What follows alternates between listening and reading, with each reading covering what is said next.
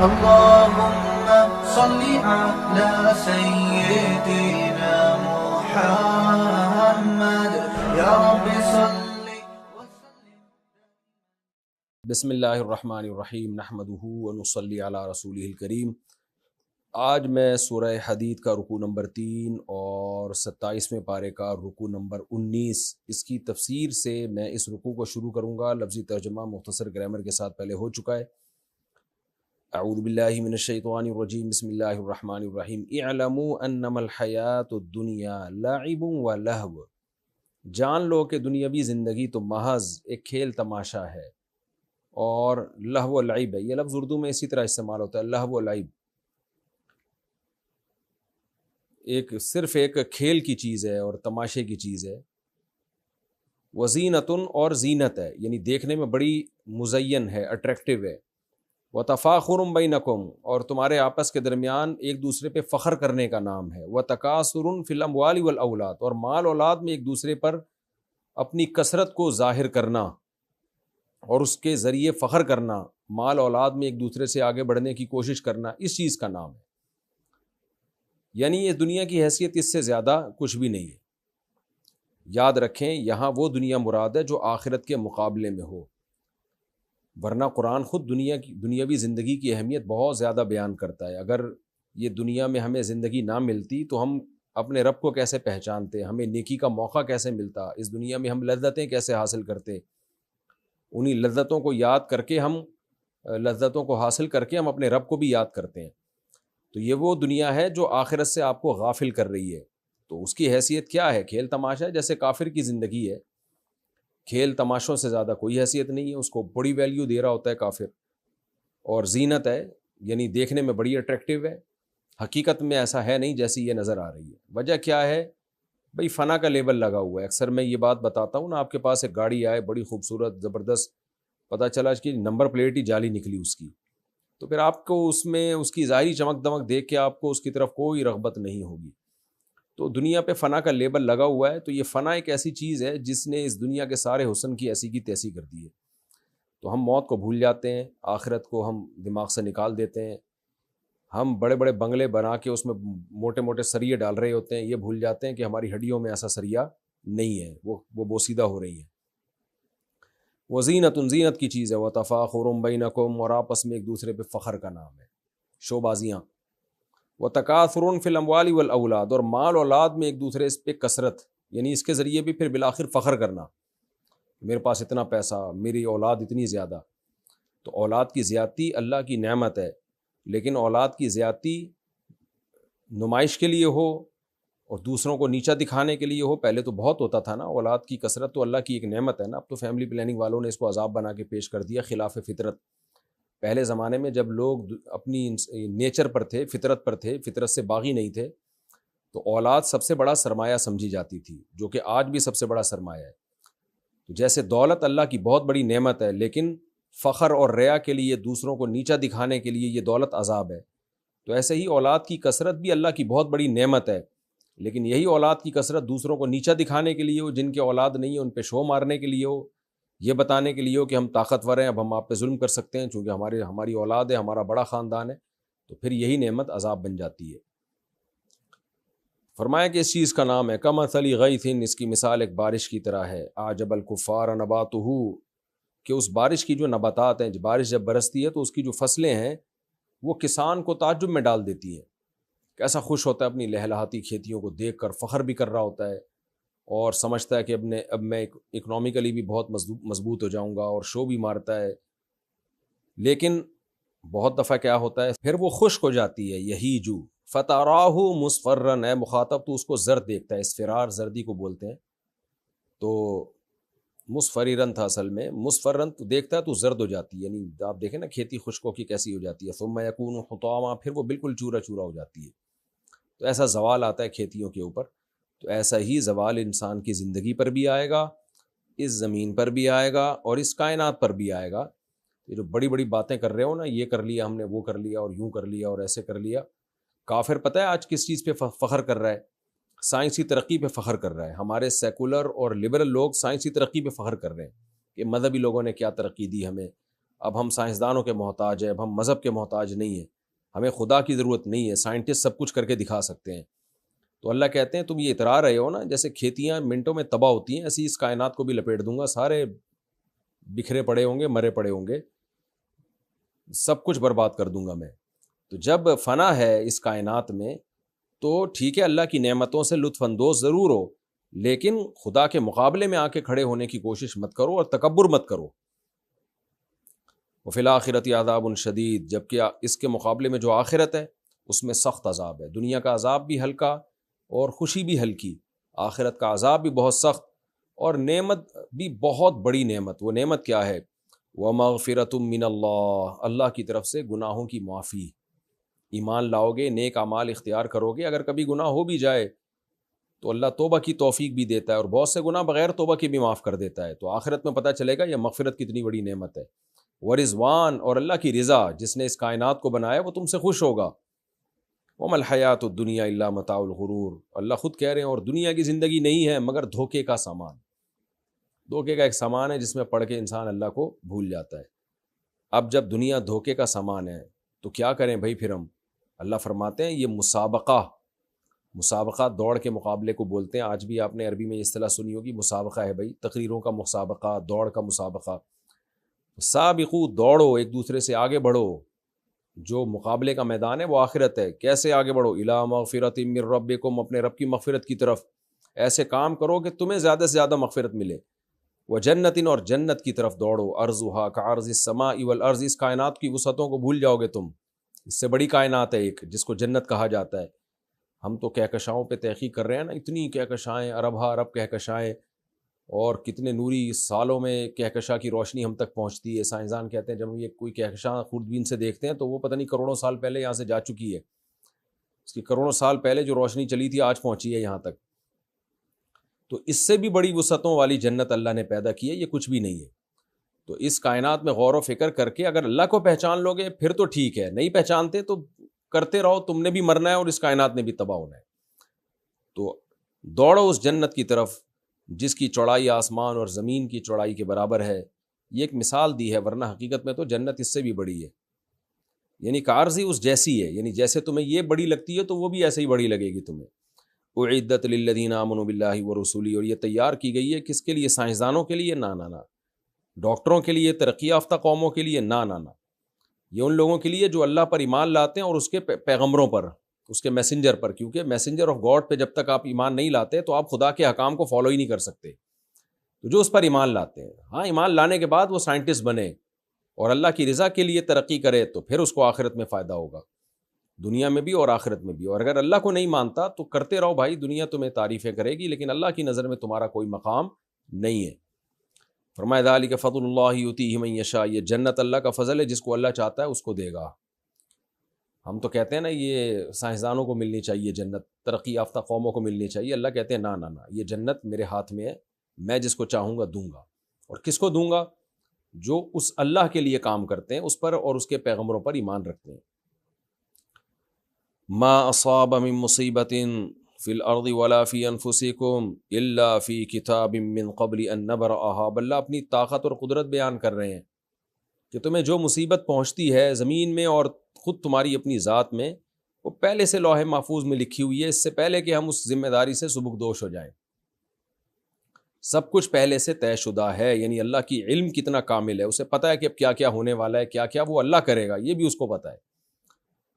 ان ذالک علی اللہ یسیر، یہ سب اللہ پہ آسان بھی ہے ایسا کرنا کہ پہلے سے لکھ لینا اور اس کے مطابق پھر عمل کرنا۔ لکھا کیوں ہے اللہ نے پہلے سے یہ سب کچھ؟ اس کی وجہ اللہ بیان کر رہے ہیں، لِکَیْ لَا تَأْسَوْا عَلَىٰ مَا فَاتَکُمْ، تاکہ کوئی نعمت تم سے فوت ہو جائے تو تم اس پہ افسوس نہ کرو، بلکہ صبر کر لیا کرو یہ سوچ کر کہ یہ تو تقدیر میں لکھا ہوا تھا۔ یہ مطلب نہیں ہے کہ اسباب اختیار نہ کرو، مصیبت سے بچنے کے اسباب اختیار کرو، اس کے باوجود بھی مصیبت پہنچ جائے تو یہ سوچ کے صبر کیا کرو بھائی یہ تو اللہ نے کرنا ہی تھا اور پہلے سے لکھا ہوا تھا، تو اللہ اپنے لکھے ہوئے کے خلاف کیوں چلے گا بھائی؟ تاکہ تمہیں صبر آ جائے۔ وَلَا تَفْرَحُوا بِمَا آتَاكُمْ، اور جو نعمت اللہ نے تمہیں دی اس پہ اتراؤ مت۔ کافر اترانا شروع کر دیتا ہے کہ میرا کمال میرا کمال۔ اللہ کہتے ہیں تم نے تقدیر میں لکھی ہوئی تھی، تو جو چیز لکھی ہوئی تھی اللہ نے لکھی تھی نا، تم نے تھوڑی لکھی تھی۔ تو جب اللہ نے لکھی تھی کہ تمہیں تمہاری نعمت کا صلہ ملے گا، بہت سو کے بارے میں لکھا تھا ان کی نعمت ضائع ہوگی دنیا میں، اور بہت سو کے بارے میں لکھا تھا یہ محنت کریں گے ان کو اجر مل جائے گا، تو یہ تو اللہ کے لکھنے سے مل رہا ہے، تو اس لیے تم اتراؤ نہیں بلکہ نعمت کو منسوب کرو اللہ کی طرف. جب اللہ کی طرف منسوب کرو گے، اتراؤ گے نہیں، تمہارے اندر تکبر پیدا نہیں ہوگا، تو شکر کی توفیق ملے گی. تو اسی کا نام اسلام ہے کہ مصیبتوں پہ صبر آ جائے اور خوشیوں پہ انسان اپنے آپے سے باہر نہ ہو جائے، اترانا اور تکبر کرنا نہ شروع کر دے. واللہ لا يحب كل مختال فخور. وجہ اس کی ہے کہ جو تکبر کرتے ہیں نعمت ملنے پر، اتراتے ہیں کہ ہمارا کمال ہمارا کمال، تو اللہ ایسے تکبر کرنے والے اور شیخیاں بگاڑنے والوں کو پسند نہیں کرتے. آج مذہبی اسکالرز میں بھی بہت سارے شیخیاں بگاڑنے والے آگے. شیخیاں بگاڑنے کا مطلب کیا ہوتا ہے؟ میں ہر وقت میں کی رٹ لگا کے رکھے آدمی. تو اللہ کو یہ شیخیاں بگاڑنے والے لوگ پسند نہیں ہیں. اللہ کو وہ لوگ پسند ہے جو نعمت کی نسبت اللہ کی طرف کرتے ہیں. تو یہ جو شیخیاں بگاڑنے والے ہیں، چونکہ یہ نعمت کو اپنا کمال سمجھتے ہیں، ان کو اگر دولت مل جائے تو یہ سمجھتے ہیں ہماری اسٹرگل ہماری محنت، تو لہٰذا پھر یہ ان کی دولت میں غریبوں کا حق نہیں ہوتا.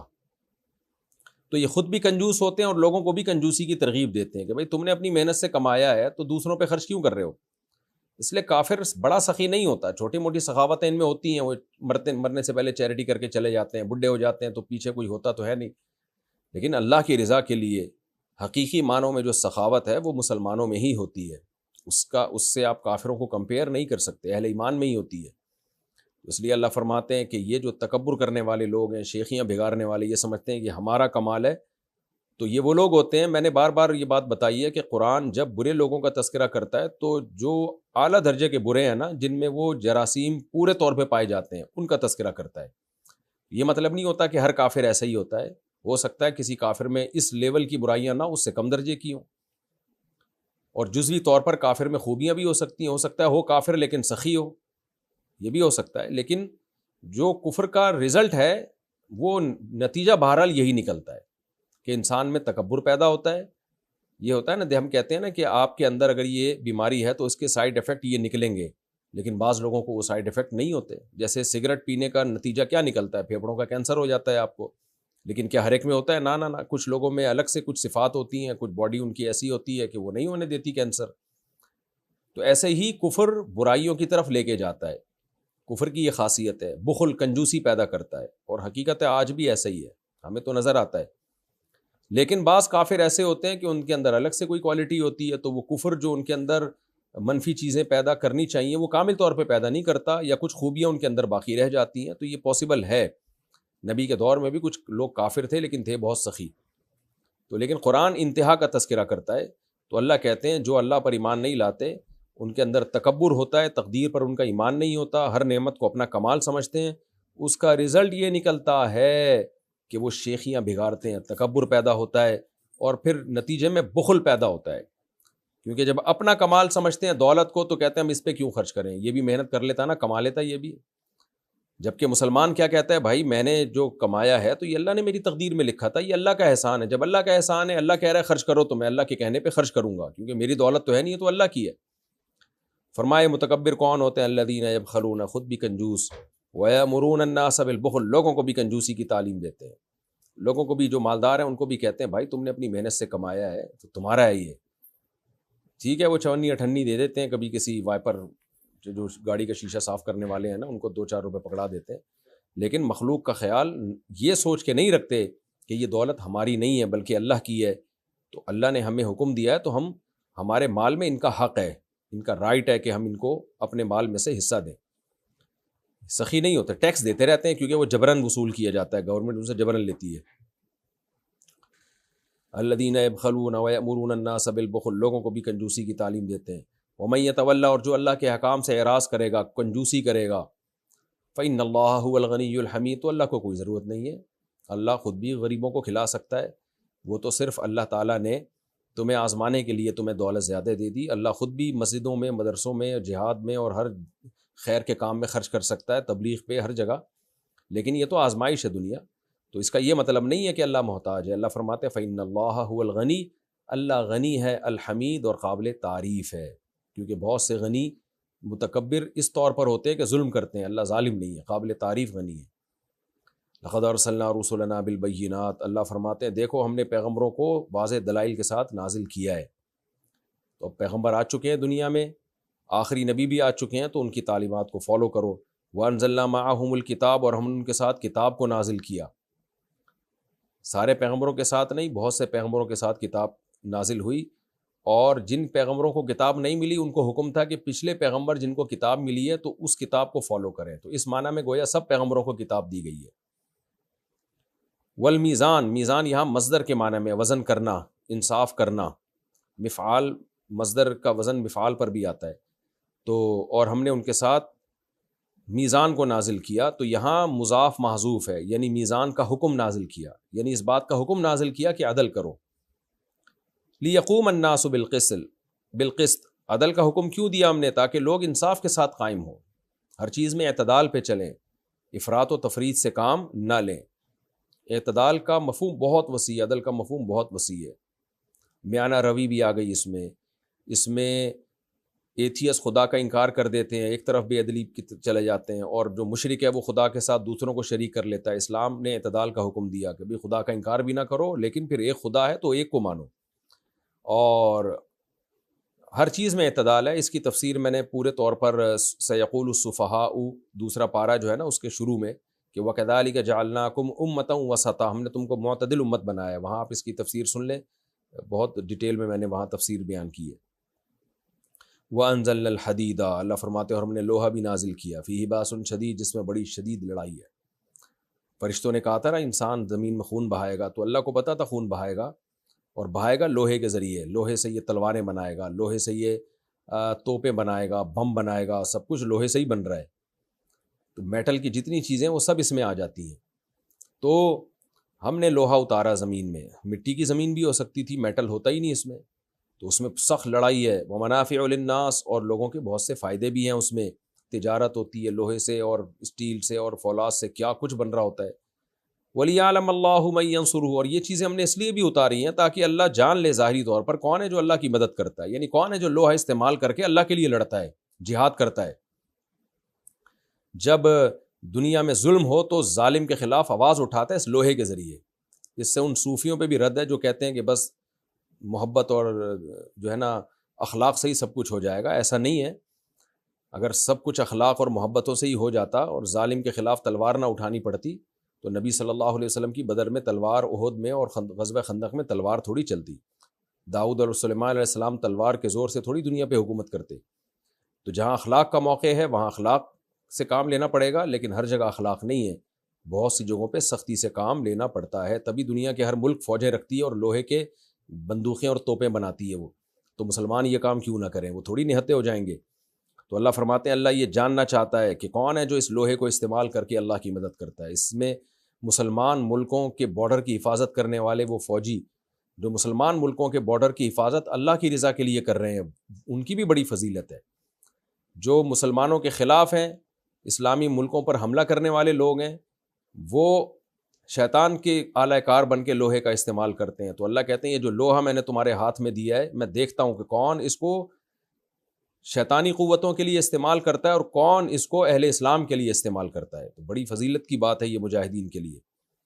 اللہ فرماتے کون ہے جو اللہ اس کے رسول کی مدد کرتا ہے، یعنی اللہ اس کے رسول کے دین کی مدد کرتا ہے۔ اللہ کی مدد کون کر سکتا ہے بھائی؟ مراد دین ہے۔ تو مظلوم کی مدد کرنا بھی اللہ کی مدد کرنا ہے۔ اپنی قوم اگر مظلوم ہو تو اس کی مدد کرنا بھی اللہ کے دین کی مدد کرنا ہے۔ تو جہاں بھی حق کا آپ ساتھ دیں گے تو وہ تمام کی تمام لڑائیاں جو حق کا ساتھ دینے کی وجہ سے وہ تمام لڑائیاں اس میں آ گئی ہیں۔ نبی نے فرمایا من قتل دون مالہ فہو شہید، جو اپنا مال بچاتے ہوئے مارا جائے وہ بھی شہید ہے، کیونکہ وہ مظلوم ہے۔ تو آپ ڈاکو کے خلاف اگر لڑ رہے ہیں، وہ آپ سے مال چھین رہا ہے، اس کے پاس اسلحہ ہے، بندوق ہے، اور آپ اس کو مار دیتے ہیں تاکہ وہ آپ کو نہ مار دے، تو بھی یہ جہاد ہے۔ اور اگر وہ آپ کو مار دے گا تو آپ شہید ہیں، آپ کو غسل کفن نہیں دیا جائے گا۔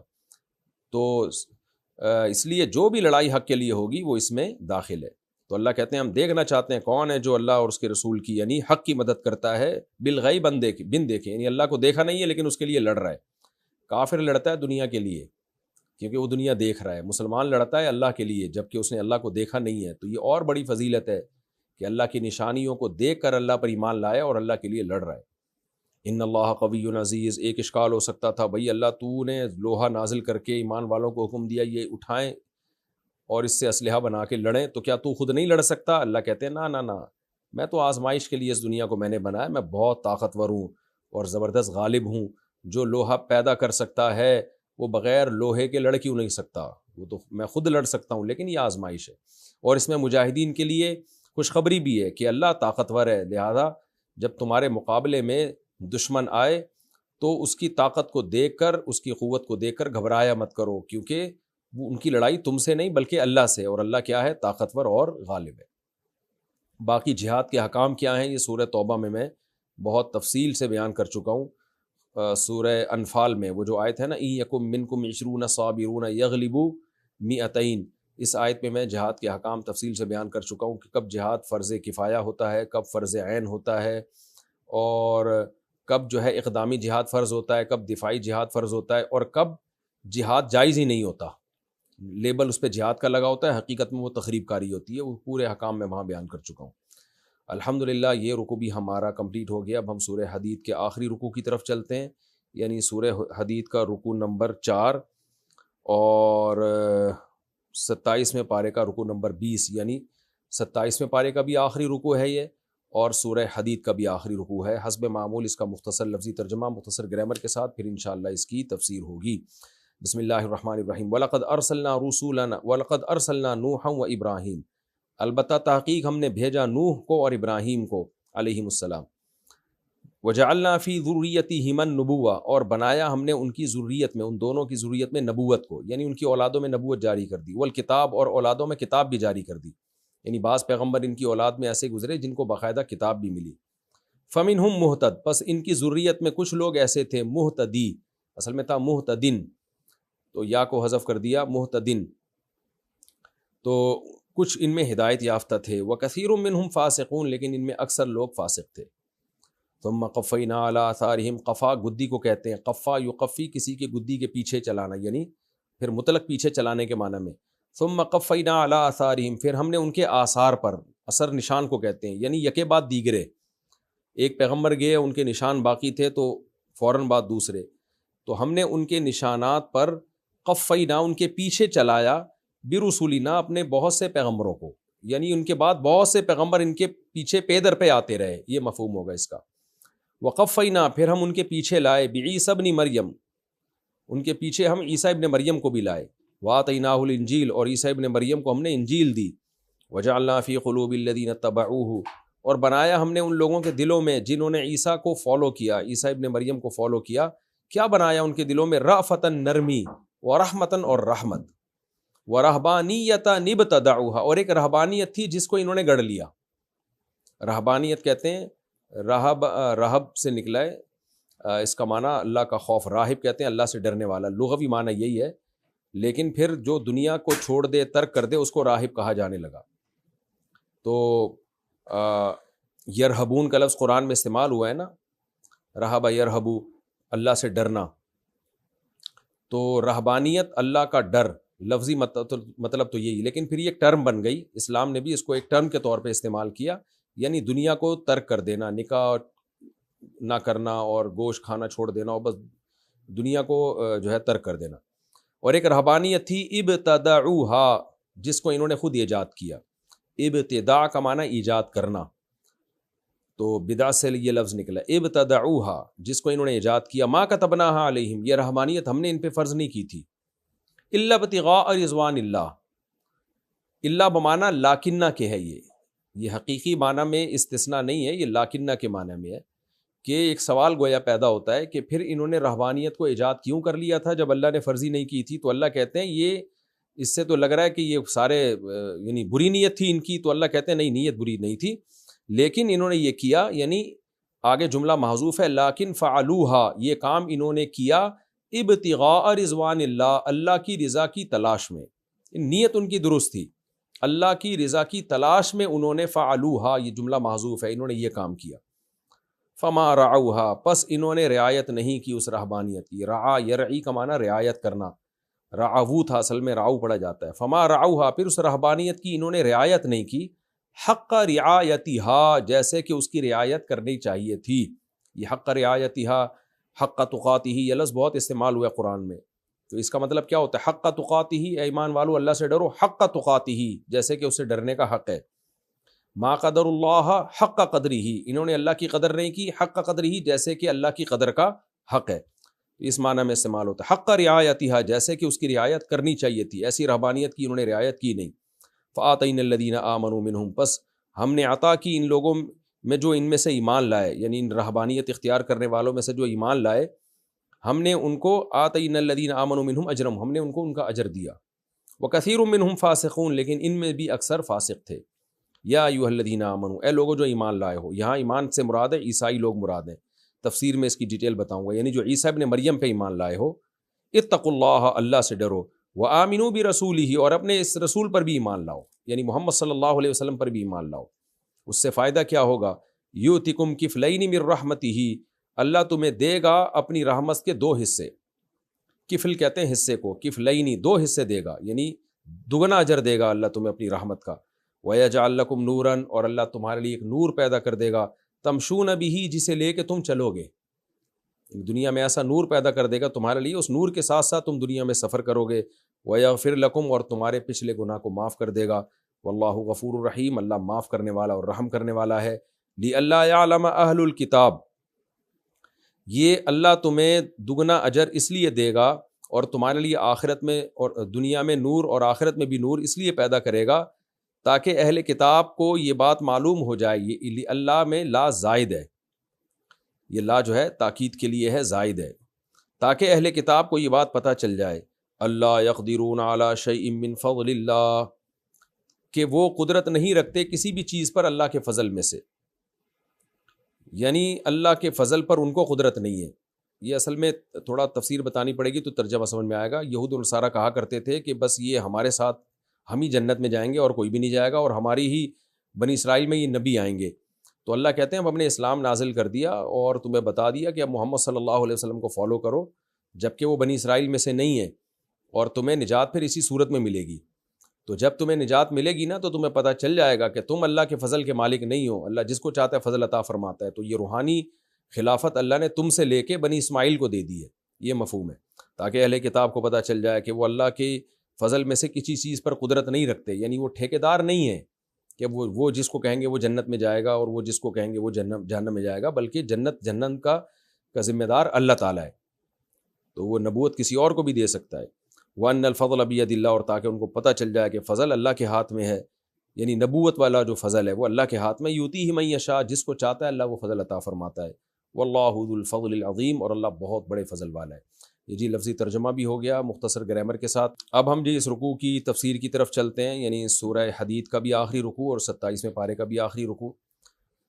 وَلَقَدْ أَرْسَلْنَا نُوحًا وَإِبْرَاهِيمَ وَجَعَلْنَا فِي ذُرِّيَّتِهِمَا النُّبُوَّةَ وَالْكِتَابَ فَمِنْهُمْ مُهْتَدٍ. چونکہ ہمیں حکم دیا جا رہا ہے کہ ہم اللہ اس کے رسول پر ایمان لائیں اور اللہ کی راہ میں خرچ کریں. ایمان نہیں لاتے تو کنجوسی پیدا ہوتی ہے، تکبر پیدا ہوتا ہے، شیخیاں بگاڑنے کا مرض پیدا ہوتا ہے، دنیا پرستی پیدا ہوتی ہے. تو اللہ کہتے ہیں تم سے پہلے بھی ہم نے بڑے بڑے جلیل القدر پیغمبر بھیجے ہیں، جن میں سے اللہ نے نوح علیہ السلام، ابراہیم علیہ السلام اور عیسیٰ ابن مریم کا تذکرہ کیا. اور پھر خاص طور پر سورت کے آخر میں عیسائیوں سے خطاب کیا اللہ تعالیٰ نے. تو اور بتایا کہ پہلے پیغمبروں کے ساتھ بھی کیا ہوا، کہ انہوں نے دنیا پرستی کو دین پر ترجیح دی اور اکثر ان میں سے بھی فاسق نکلے. تو اہل ایمان تم ایسا مت کرنا، تم اپنے پیغمبر پر ایمان لاؤ اور مکمل پیغمبر کو فالو کرو. فرمایا وَلَقَدْ أَرْسَلْنَا نُوحًا وَإِبْرَاهِيمَ، ہم نے بھیجا تھا نوح اور ابراہیم علیہ السلام کو. وَجَعَلْنَا فِي ذُرِّيَّتِهِمَا النُّبُوَّةَ، اور ہم نے ان کی ذریت میں نبوت جاری کر دی. والکتاب، اور کتاب بھی جاری کر دی. فَمِنْهُمْ مُهْتَدٍ، کتنا بڑا احسان کیا، لیکن ان میں سے کچھ لوگ ہی ہدایت یافتہ نکلے ان کی اولادوں میں سے. وَكَثِيرٌ مِّنْهُمْ فَاسِقُونَ، ان میں بھی اکثر لوگ فاسق تھے. ثُمَّ قَفَّيْنَا عَلَىٰ آثَارِهِمْ، ہماری رحمت کہ ہم نے پیغمبروں کا سلسلہ چھوڑا نہیں، بلکہ ہم نے ان کے نشانات پر پے در پہ برسولنا، پے در پہ پیغمبروں کو لے کر آئے تاکہ امت گمراہ نہ ہو. بار بار پیغمبر آتے رہے اور ان کو سیدھا راستہ دکھاتے رہے. بالآخر کیا ہوا آخر میں؟ وَقَفَّيْنَا بِعِيسَىٰ ابْنِ مَرْيَمَ، ہم نے عیسیٰ ابن مریم کو بھی پھر ان کے پیچھے لائے، یعنی بنی اسرائیل کے آخری پیغمبر تھے عیسیٰ علیہ السلام. اور ہم نے ان پر احسان کیا آتیناہ الانجیل، مستقل کتاب دی، یعنی جلیل القدر پیغمبر بنایا ہم نے ان کو. اور ایک اور کام ہم نے کیا، وجعلنا فی قلوب الذین اتبعوہ، اور بنایا ہم نے ان لوگوں کے دلوں میں جنہوں نے عیسیٰ کو فالو کیا، کیا بنایا، رأفتاً و رحمہ، نرم دلی اور رحمت۔ ہر مذہب کی یہ خاصیت ہوتی ہے اور اس مذہب کے ماننے والوں میں وہ خاص کوالٹی پائی جاتی ہے۔ تو یہود کی الگ صفات تھی، اللہ فرماتے ہم نے ان کو علم کی بیس پر دنیا میں فضیلت دی، تو نالج میں، علم میں یہود کو بہت بڑا مقام ملا ہے۔ اور عیسائیت کو کس بیس پہ فضیلت ملی دنیا میں، جو ایک جزوی فضیلت تھی کہ ان کے دلوں میں اللہ نے نرمی پیدا کی۔ عیسیٰ علیہ الصلوۃ والسلام کی تعلیمات میں اخلاقیات بہت زیادہ نمایاں تھیں، تو جس کی وجہ سے عیسیٰ علیہ السلام کے فالوورز جو تھے وہ نرم دل بہت تھے، اخلاق بہت اچھے تھے ان کے۔ ہو سکتا ہے آج جو انگریزوں کے اخلاق ہوں جو ظاہری طور پر ہی رہ گئے ہیں، بہرحال شاید وہ اسی تعلیمات کا نتیجہ ہوں، واللہ عالم۔ اور ان کے دلوں میں ہم نے نرمی پیدا کی۔ حقیقت یہ ہے کہ دنیا میں جتنے بھی مذاہب کے لوگ ہیں نا، آج بھی ہمیں دنیا کے دیگر مذاہب کی نسبت عیسائیوں میں نرم دلی کا عنصر دوسروں سے زیادہ نظر آتا ہے، اور جو اہل کتاب سے جتنا دور ہوگا اس میں دل کی سختی بہت زیادہ ہے۔ آپ کو وہ ملک جو ایتھیسٹ ہیں یا خدا کو مانتے نہیں ہیں یا سورج کی عبادت کرتے ہیں، ان میں جانوروں پہ بہت زیادہ ظلم نظر آئے گا، جبکہ آپ کو انگریزوں میں اتنا اس درجے کا ظلم جانوروں پہ ہوتا ہوا نظر نہیں آئے گا۔ آپ کو ملے گا چائنا میں، کوریا میں، کتوں کو، بلی کو، زندہ بلی، کتے، مرغے، ان کو کھولتے ہوئے پانی میں ڈال دیتے ہیں پکانے کے لیے، لیکن آپ کو امریکہ میں، یو کے میں، یورپ میں اس طرح کا ظلم نہیں نظر آئے گا۔ کوئی انڈیویجولی کر رہا ہو تو ایک الگ بات ہے۔ تو یہ اس سے بھی پتہ چلتا ہے کہ نرم دلی جو تھی یہ بہرحال عیسائیت کا ایک خاصہ تھی، اور عیسائیت نے دنیا پہ بہت راج کیا ہے۔ دنیا میں عیسائیوں کی تعداد زیادہ ہے تو اس کے اثرات پھر باقی اقوام پہ بھی پڑے۔ باقی جب اسلام دنیا میں آیا تو پھر تو نبی صلی اللہ علیہ وسلم نے جانوروں کے بہت زیادہ حقوق بیان کیے۔ تو بہرحال دوسرے مذاہب سے کمپیئر کیے جائے تو نرم دلی میں اللہ فرماتے ہیں ہم نے جو عیسیٰ کو جنہوں نے فالو کیا ان کے دلوں میں ہم نے نرمی اور رحمت رکھ دی۔ ایک اور کام ہوا، ورہبانیہ ابتدعوها، اور ایک رہبانیت جو انہوں نے خود وضع کی۔ اس آیت کو سمجھنا بہت ضروری ہے۔ دیکھیں یہاں رہبانیت کو انہوں نے گڑھ لیا، یہاں بدعت سے اصطلاحی بدعت مراد نہیں ہے بلکہ لغوی بدعت مراد ہے۔ اصطلاح میں بدعت اسے کہتے ہیں دین میں کوئی ایسی چیز ایجاد کرنا جس کا دین نے حکم نہ دیا ہو اور اس کی نبی کے دور میں ضرورت بھی نہ ہو، اور پھر اس کو دین قرار دے دینا۔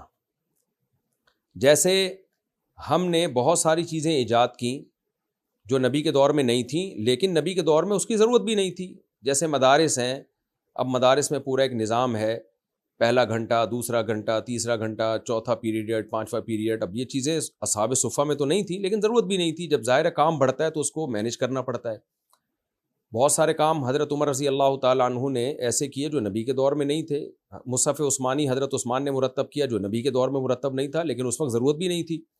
امام بخاری نے بخاری کو مرتب کیا، نبی کے دور میں تو کوئی اس طرح اتنے بڑے پیمانے پر کوئی کتاب مرتب نہیں ہوئی۔ چھوٹی موٹے رسائل تھے حدیث کے جو مرتب ہوئے، لیکن ایسی جامع کتابیں تو نہیں تھی کیونکہ ضرورت ہی نہیں تھی۔ تو ضرورت کی وجہ سے وہ ضرورت بن گئی تو ان کو بدعت نہیں، لغوی بدعت نہیں کہا جائے گا، اصطلاح میں ان کو بدعت نہیں کہا جائے گا، لغوی اعتبار سے ان کو بدعت کہا جائے گا۔ جیسے 20 رکعت تراویح حضرت عمر نے شروع کی تو اس کو حضرت عمر نے خود بدعت کہا۔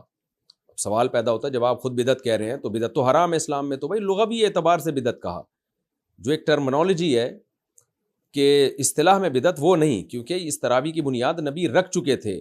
3 دن نبی صلی اللہ علیہ وسلم نے تراویح پڑھ کے چھوڑ دی کہ امت پہ فرض نہ ہو جائے، لیکن یہ چیز کی بنیاد رکھ دی اور اپنے عمل سے بتا دیا کہ میں چاہتا ہوں یہ عمل امت میں زندہ ہو، لیکن میں نے اگر کنٹینیو کیا تو فرض ہو جائے گا۔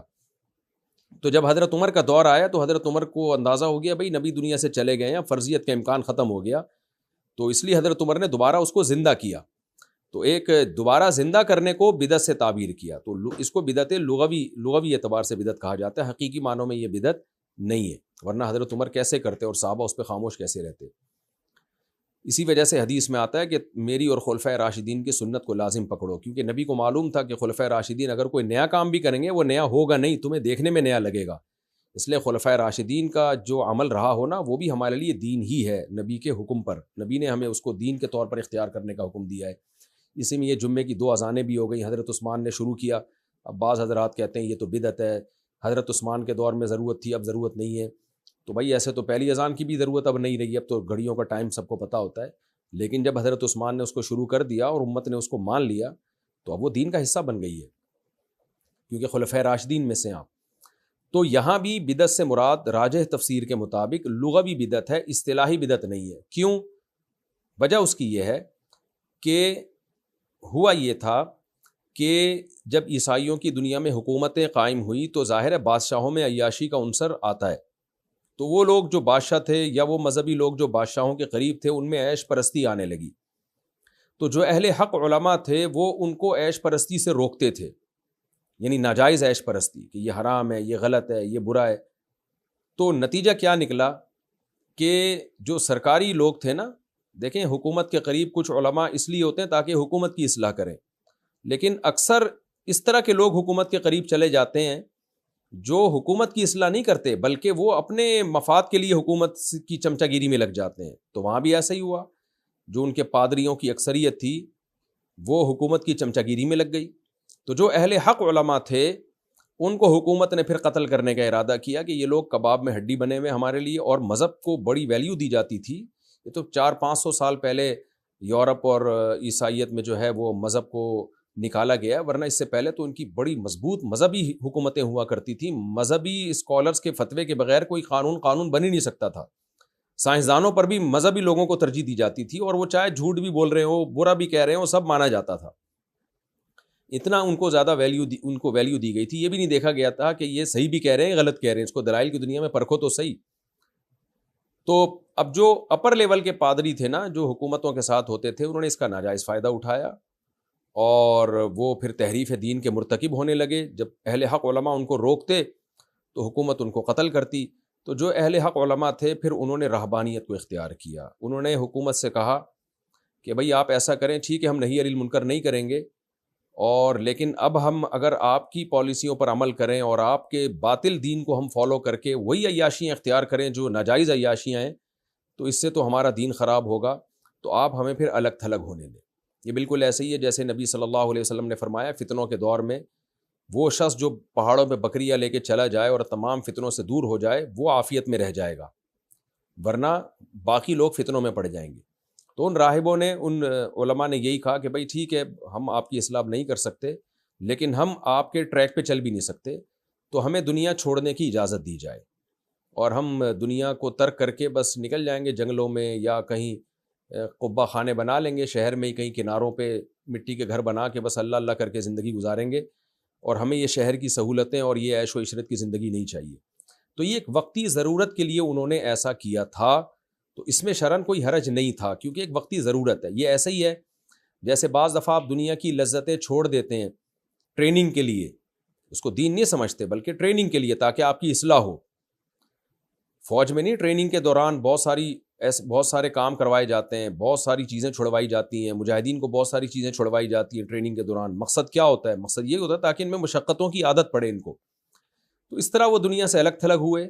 تو اللہ فرماتے ہیں ما کتبناہا علیہم، یہ چیز ہم نے ان پہ فرض نہیں کی تھی، یعنی عیسائیت کا لازمی حصہ نہیں تھی رہبانیت، بلکہ ایک ضرورت تھی جس کی وجہ سے انہوں نے کیا یہ. اور ضرورت کیا تھی؟ ابتغاء رضوان اللہ، اللہ کی رضا کی تلاش، تاکہ شہر کی زندگی میں رہ کے ہم گناہوں میں نہ پڑیں، دنیا سے الگ تھلگ ہو جائیں اور روکھی سوکھی پہ گزارا کر کے زندگی گزاریں.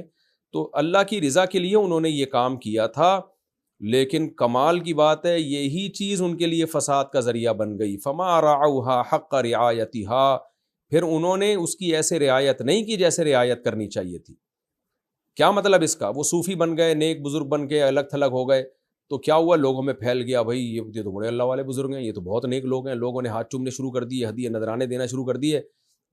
دنیا ترک کی تھی اللہ کی رضا کے لیے، تو اسی ترک دنیا نے ان کو دنیا کا عاشق بنا دیا اور گناہوں میں پڑ گئے. نکاح بھی چھوڑ دیا انہوں نے کہ بھائی بیوی بچے ہوں گے تو پھر کمانے کے لیے شہر آنا پڑے گا، حکومتوں سے رابطہ ہوگا ہمارا، تو ہم تو الگ تھلگ ہو جاتے ہیں بھائی تاکہ ہمارا دین خراب نہ ہو. تو یہ الگ تھلگ ہونے نے اور ان کو نقصان کر دیا ان کا، اور نتیجہ کیا نکلا کہ جی وہ اس کی رعایت نہیں کر سکے، دنیا چھوڑ نہیں سکے. وہ بالآخر وہ دنیا پرستی میں لگ گئے. دیکھنے نا جو بہت سے راہبوں کے کتنے کیس آتے ہیں کہ نکاح نہیں کرتے لیکن لڑکوں سے بدفعلی، پھر زنا اور کیا کچھ غیر اخلاقی سرگرمیوں میں ملوث ہو گئے. تو اللہ کہتے ہیں فآتینا الذین آمنوا منہم، پس ان میں جو ایمان لائے تھے نا، یعنی حقیقی معنی میں عیسیٰ پر ایمان لائے اور اس کے تقاضوں کو پورا کیا، ہم نے ان کو ان کا اجر دیا. ان کو تو اجر دیا ہم نے. یعنی کچھ ایسے بھی راہب تھے جو اس پر قائم رہے، انہوں نے دنیا کو چھوڑا فتنوں سے بچنے کے لیے، تو واقعی فتنوں سے بچے رہے اور اللہ اللہ میں لگے رہے، تو ان کو تو ہم نے ان کا اجر دے دیا۔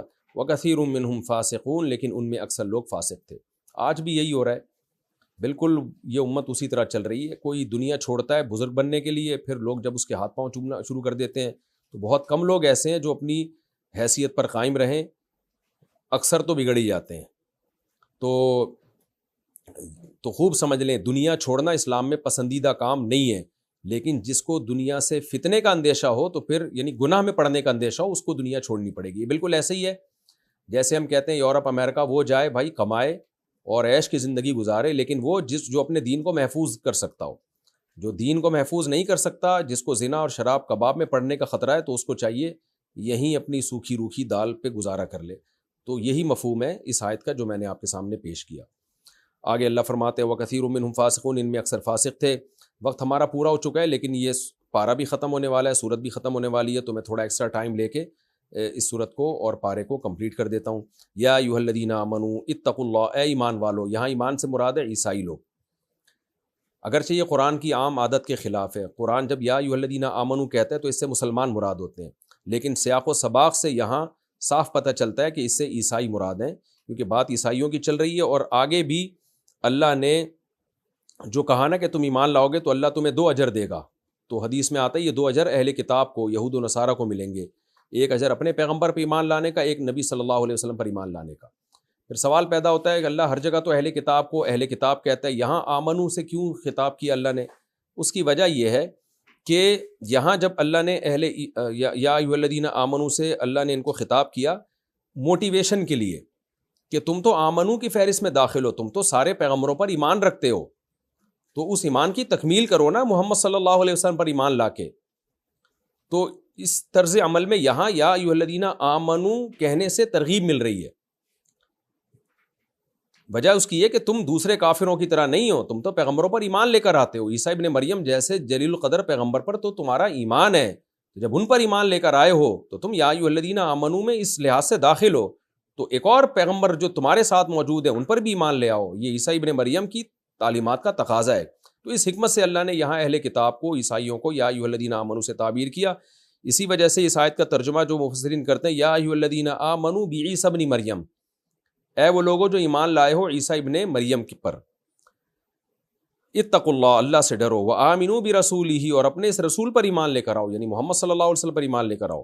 یا اس کا مطلب یہ ہوگا کہ تم عیسیٰ ابن مریم پر ایمان تو لے آئے ظاہری لحاظ سے، آمنوا برسولہ، اپنے رسول پر جو تمہارے پیغمبر ہیں عیسیٰ ابن مریم، ان پر صحیح ایمان لے کر آؤ۔ اگر تم ان پر سچی مچی کا ایمان لے کر آؤ گے، حقیقت میں ایمان لے کر آؤ گے، تو انہی کی تعلیمات میں تمہیں محمد صلی اللہ علیہ وسلم کا تذکرہ بھی ملے گا۔ لہذا اگر تم محمد صلی اللہ علیہ وسلم کا انکار کرتے ہو تو پھر سمجھو کہ عیسیٰ ابن مریم کو بھی تم نہیں مانتے۔ تو اے ایمان والو، اے لوگو جو عیسیٰ پر ایمان لائے ہو، اللہ سے ڈرو، وآمنوا برسولہ، اور اپنے پیغمبر پر حقیقی معنی میں ایمان لاؤ، یا محمد صلی اللہ علیہ وسلم پر ایمان لاؤ۔ کیا ہوگا؟ یؤتکم کفلین من رحمتہ، اللہ تمہیں اپنی رحمت کا 2 حصہ دے گا، 2 حصے دے گا، ایک عیسیٰ ابن مریم پہ ایمان لانے کا الگ اجر ملے گا، اور پیغمبر پر ایمان لانے کا الگ اجر ملے گا۔ وَيَجْعَلْ لَكُمْ نُورًا، اور تمہارے لیے ایک نور پیدا کرے گا، وہ ہے تقوی کا نور، ہدایت کا نور۔ ابھی تو عیسائیت کنفیوز ہے، آپ دیکھیں شراب کباب میں اور کیسے برائیوں میں مبتلا ہو گئی، صحیح اور غلط میں فیصلہ ہی نہیں ہو پا رہا، عیسیٰ علیہ السلام اللہ کے بیٹے ہیں یا خدا ہیں یا پیغمبر ہیں، کیا ہیں؟ تو اللہ فرماتے ہیں ایمان لانے کی برکت سے، اسلام پر ایمان لانے کی برکت سے کیا ہوگا؟ اللہ ایک تمہارے اندر نور پیدا کر دے گا، اس سے تمہیں صحیح اور باطل میں فرق کرنے کی بہترین صلاحیت پیدا ہو جائے گی، اور ایسی صلاحیت تمشون ابھی، اسی نور کو لے کے تم دنیا میں چلو گے پھرو گے۔ جب انسان مسلمان ہو جاتا ہے نا، کنفیوژن ختم ہوتی ہے، اسے پتہ چل جاتا ہے صحیح کیا ہے غلط کیا ہے۔ وَيَغْفِرْ لَكُمْ، اور پچھلے سارے گناہوں کو معاف کر دے گا۔ واللہ غفور الرحیم، اللہ معاف کرنے والا اور رحم کرنے والا ہے۔ لِأَلَّا يَعْلَمَ أَهْلُ الْكِتَابِ، اللہ کہتے ہیں میں نے اہل کتاب کو نبی پر ایمان لانے کا حکم اس لیے دیا، اور پھر ان کو خوشخبری اس لیے سنائی کہ جب وہ خوشخبری اپنی آنکھوں سے دیکھیں گے نا تو ان کو پتہ چل جائے گا کہ ہم جو یہ کہا کرتے تھے کہ ہم ہی جنت کے ٹھیکیدار ہیں، ہمارے سوا کوئی جنت میں نہیں جائے گا، تو ان کو پتہ چل جائے گا نا نا نا بھائی، اللہ جس کو چاہتا ہے فضل عطا فرماتا ہے، اللہ نے عربوں میں ایک پیغمبر پیدا کر دیے، تو کوئی ایسی بات نہیں ہے، اس میں تمہیں حسد کی ضرورت نہیں ہے، کیونکہ آخرت میں تو سب کچھ تمہارے سامنے آ ہی جائے گا۔ جب آخرت کا نور اپنی آنکھوں سے دیکھو گے، اور جب تم دیکھو گے کہ جو عیسائی محمد صلی اللہ علیہ وسلم پر ایمان لے آئے ان کو کیسا اجر مل رہا ہے، تو اس کا رزلٹ یہ ہوگا کہ اہل کتاب کو پتہ چل جائے گا لا یقدرون علی شیء من فضل اللہ، کہ وہ اللہ کے فضل پر ان کو قدرت نہیں ہے، کیونکہ یہود و نصارہ تو یہی کہتے ہیں کہ ہم اللہ کے بیٹے ہیں اور بس ہم لاڈلے ہیں۔ نہ نہ نہ بھائی، اللہ کا فضل جس کو چاہتا ہے اللہ دیتا ہے۔ تو اللہ نے اہل اسلام کو یہ فضل دے دیا، ان کو حق کے راستے پہ چلا دیا، اب تم اہل اسلام کو فالو کر لو تو تمہیں خود پتہ چل جائے گا جب آخرت سامنے آئے گی کہ تم واقعی اللہ کے فضل پر تمہیں قدرت نہیں تھی بلکہ اللہ کو قدرت تھی۔ تو اللہ نے یہ فضل تم سے اٹھا کے پہلے یہودیوں کو دیا، پھر عیسائیوں کو دیا، اب اہل اسلام کو دے دیا ہے۔ وَأَنَّ الْفَضْلَ بِيَدِ اللَّهِ، اور تاکہ تمہیں پتہ چل جائے کہ فضل اللہ ہی کے ہاتھ میں ہے، یُؤْتِیہِ مَن یشاء، جس کو چاہتا ہے دیتا ہے۔ یہاں فضل سے مراد نبوت، اسلام، تو یہ سب چیزیں اللہ نے بنی اسماعیل کو دے دی ہیں۔ وَاللَّهُ ذُو الْفَضْلِ الْعَظِيمِ، اللہ بہت بڑے فضل والا ہے، جس کو چاہتا ہے اپنا فضل عطا فرماتا ہے۔ لہذا اسلام بہت بڑا فضل ہے، جو اسلام میں داخل ہو گیا اس کو ہدایت مل گئی اور بہت بڑے فضل کا وہ مستحق ہو گیا۔ الحمدللہ ہمارا 27واں پارہ بھی مکمل ہو گیا اور سورہ حدید بھی مکمل ہو گئی۔ اب ہمارے 2 پارے رہ گئے ہیں، 30واں پارہ ہم پہلے کر چکے تھے، 28 پارے ٹوٹل ہمارے کمپلیٹ ہو چکے ہیں۔ میں بھی دعا گو ہوں، آپ لوگوں سے بھی دعا کی درخواست ہے کہ یہ جو کاوش ٹوٹی پھوٹی اللہ نے ہم سے لی اور آپ لوگوں سے بھی اللہ نے کاوش لی، اور جو بھی ہماری اس ویڈیو کو ریکارڈ کر رہے ہیں، جو بھی اس میں تعاون کر رہے ہیں، کسی بھی طرح سے تعاون، دعاؤں کے ذریعے تعاون ہو یا ان ویڈیوز کو آگے شیئر کر کے، یا یہ جو ویڈیوز اپلوڈ ہو رہی ہیں ان کے آگے لیکچر دوسروں کو دے کے، میں نے تو بار بار کہا ہے کہ آپ یہ لیکچر سن کے دوسروں کو یہ لیکچر دیں تاکہ آپ کو یہ اچھی طرح یاد ہو جائیں۔ اس میں کوئی کاپی رائٹ نہیں ہے، کوئی ہمارا کوئی یعنی اجارہ داری نہیں ہے اس پہ۔ آپ سب کو میں خوب ترغیب دیتا ہوں کہ اپنے اپنے چینلوں پہ ان تمام ایپیسوڈ کو جو اب تک ہمارے تفسیر کے مکمل ہو چکے ہیں سب چلائیں، انشاءاللہ کوئی کاپی رائٹ نہیں آئے گی آپ کو، اور کوئی کیس نہیں بنے گا کاپی رائٹ کا۔ زیادہ سے زیادہ ان تفسیر کے لیکچروں کو پھیلائیں آپ، اور خود بھی درس دیں، یہاں سے سیکھ کے آپ لوگوں کو بھی پڑھائیں۔ تو 28 پارے ہو چکے ہیں، اللہ سے دعا کرتا ہوں کہ 2 پارے ہمارے جو رہ گئے ہیں اللہ تعالیٰ احسن طریقے سے ان پاروں کی بھی تکمیل کر دے۔ وما علینا الا البلاغ۔ اگلے ایپیسوڈ میں انشاءاللہ میں 28واں پارہ شروع کروں گا سورہ ممتحنہ سے۔ اللہ سمجھنے کی، عمل کی توفیق عطا فرمائے۔ وما علینا الا البلاغ۔